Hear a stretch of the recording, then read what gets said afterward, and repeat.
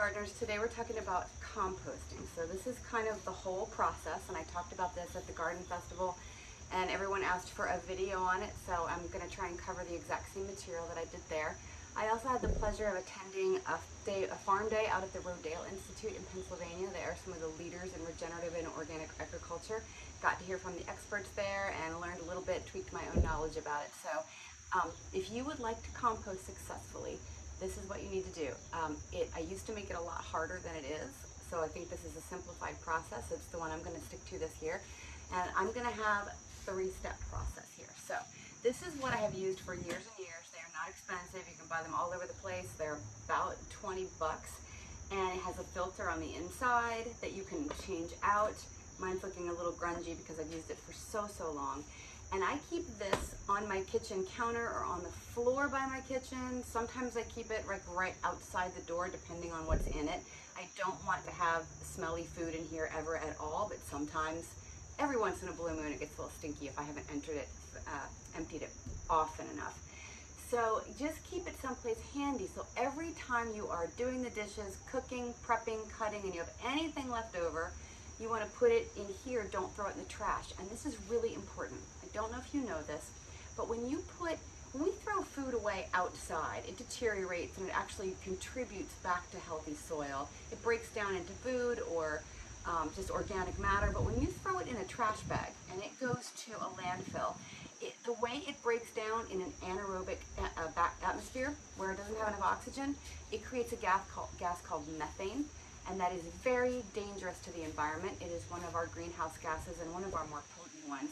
So I don't want you throwing any food out for 2 reasons. One, super bad for our atmosphere, but also why would you throw away all this food that could become really good organic matter for your garden, so you don't have to run out and buy fresh garden soil every year. So you can actually make a lot of compost in your backyard. So you're going to keep this somewhere in your house. If there's just 1 or 2 of you, this may be all that you need. At one point I had all my kids at home and there was 6 of us, and I needed a much bigger container than this. And one of the lecturers at Rodale gave me this great suggestion. So keep this inside the house. Every time it gets full, instead of having to run all the way out to your compost bin, because for some people you keep it way in the back of your property or as far away from the house as you can, and then you don't want to run out there in the rain and the snow, or if you're just busy. So he said, take another container.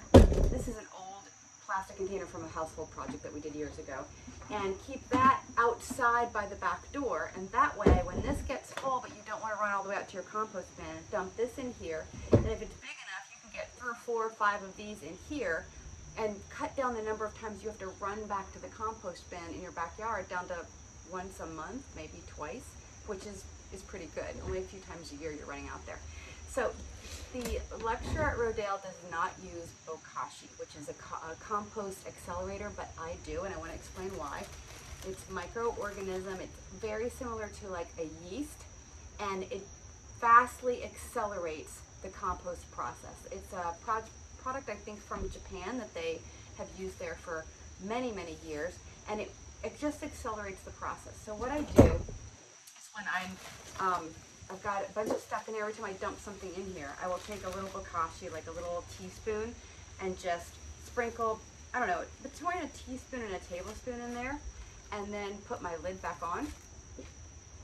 And this does a couple of things. One, it speeds up the process, so this all starts to break down really fast.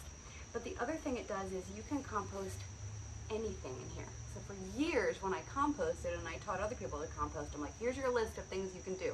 Fruits and vegetables, you can do eggshells, don't do meat, don't do bones, don't do pasta, don't do all the other things. And with bokashi, you can compost anything. It's like millions and billions of little microorganisms that come alive and start eating all this stuff immediately. And you'll know it's working because you'll see it mold over really quickly. You'll have a reduction in bugs and a reduction in any kind of smell potentially.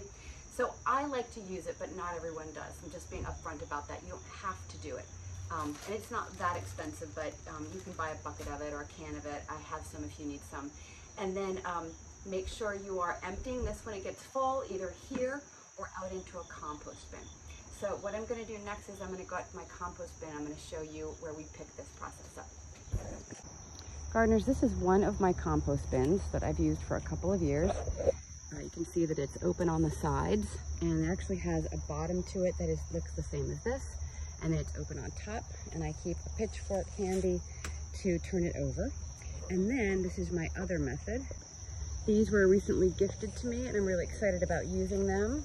You can dump in the top, and then they have this down here, so if I want to open this up and take compost out of the bottom, I can.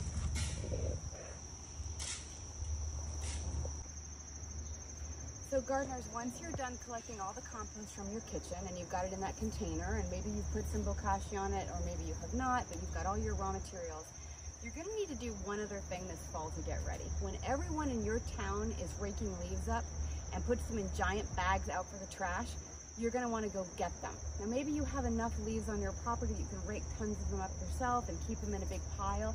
I don't probably get enough of those, so I'll go out and I'll pick up 6, 7, 8 bags of leaves and keep them right next to my compost bin. And then here's how simple this process is. Every time your bucket gets full, you come out here, you dump it right in your compost bin, and then you take enough leaves out of your pile to cover whatever the food waste is that you dumped in here with a couple inches of leaves. Cover it completely, because if it's covered and starts to break down immediately, you will not attract animals to your yard. And then you're going to repeat this process every time you come out to dump out more more waste from your kitchen. You're going to cover it with another good thick layer of leaves, like this lasagna style. And then what they're telling me at the Rodale Institute is I don't have to turn it anymore. I was always coming out and turning the compost because the idea is I wanted to aerate it and get a lot of air in there so it would speed up the process of breaking down. But what they do is a 2-year process instead of a 3, which is what I was always using.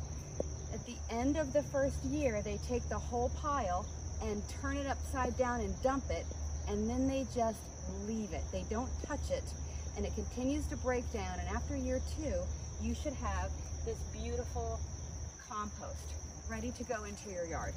So that's the method that I'm going to try. So the first year you'll fill this up, then at the beginning of the second year you'll dump the whole thing out, and this will be empty, and you'll start all over again, and you'll just cycle that process through.